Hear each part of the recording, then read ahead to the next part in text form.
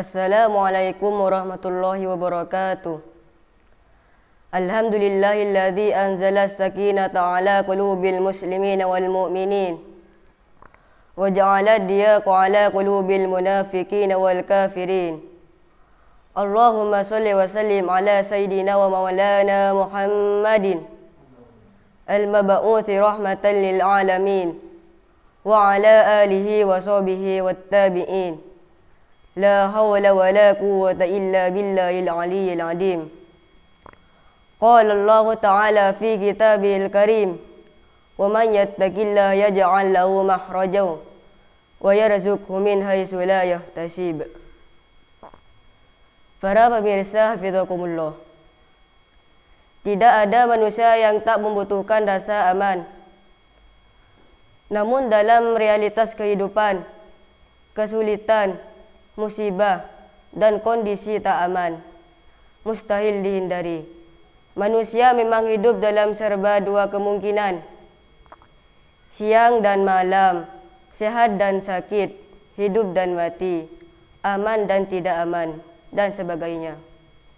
Wa min kulli syai'in khalaqna zawjaini la'allakum tadhakkarun. Dan segala sesuatu kami ciptakan berpasang-pasangan supaya kamu mengingat kebesaran Allah. Quran surat Az-Zariyah ayat ke-51.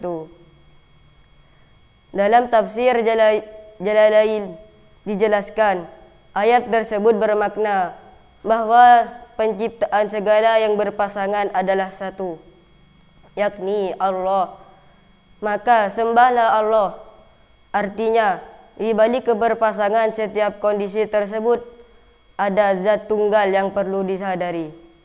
Allah Subhanahu wa Ta'ala adalah satu-satunya tempat yang bergantung, kembali dan berserah diri. Akhir-akhir ini Indonesia bahwa di penjuru banyak yang mengalami berbagai musibah, mulai dari angin besar, banjir, tanah longsor, kecelakaan, kebakaran, dan lain sebagainya. Yang perlu disikapi dari musibah ini adalah mengembalikan semuanya kepada yang Maha Memiliki, yaitu Allah Subhanahu wa Ta'ala. Bumi, langit, dan seisinya adalah milik Allah, maka Allah berhak mau menjadikannya seperti apa. Bahkan seandainya seluruhnya diluntahkan, manusia tidak akan bisa berbuat apa-apa.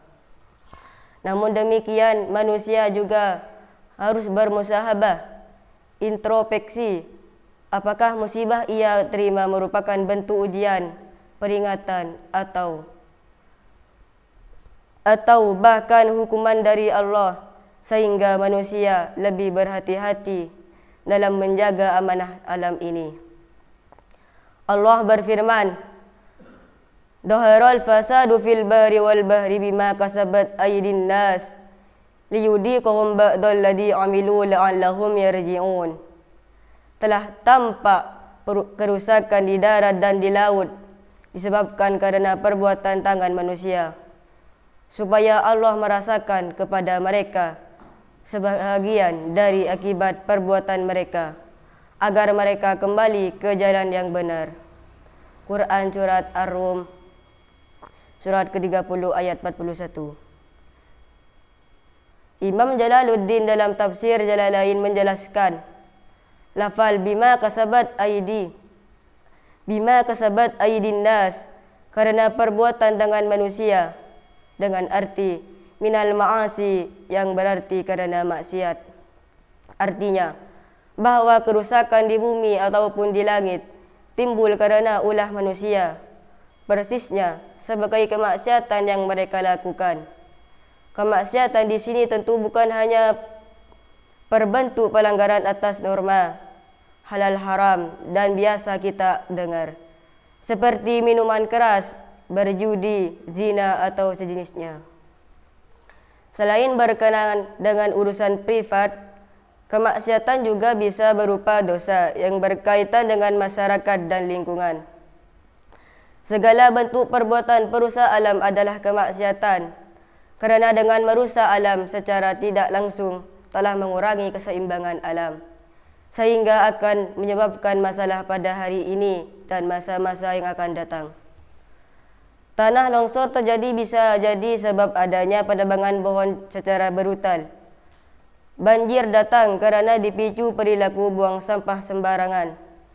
Sungai-sungai menyempit karena bangunan pemukiman. Area resapan air berkurang drastis akibat kian meluasnya aspal dan beton, dan lain-lain sebagainya. Para pemirsa, fidakumullah. Orang yang berilmu dan beriman dan menjadikan musibah sebagai momentum meningkatkan kebaikan, baik kebaikan itu tertuju kepada Allah maupun kepada makhluk itu sendiri. Rasulullah SAW bersabda,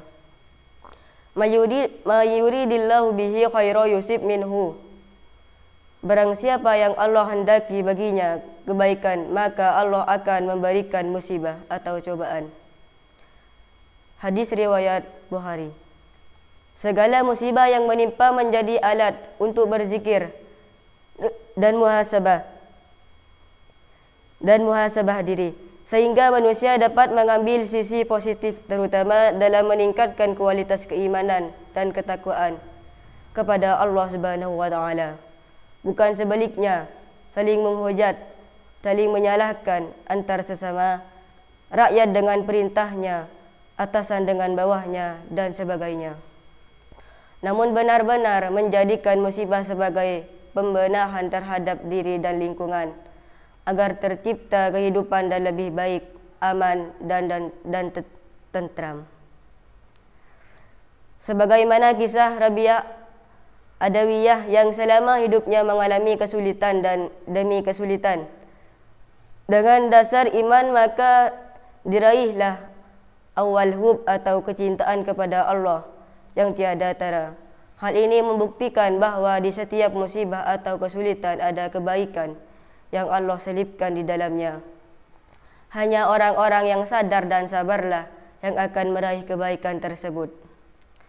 Dengan bahasa lain, musibah pun bisa memicu mahabbah, rasa cinta. Selain dari kebaikan-kebaikan yang bersifat relatif, kesabaran dan menerima musibah adalah Allah menghapus dosa-dosa. Ma yusibul mu'mina min nasabi wala wasabi wala hammi wala usnin hatta sawqata yusaqwaha illa kaffarallahu biha min khatayahu.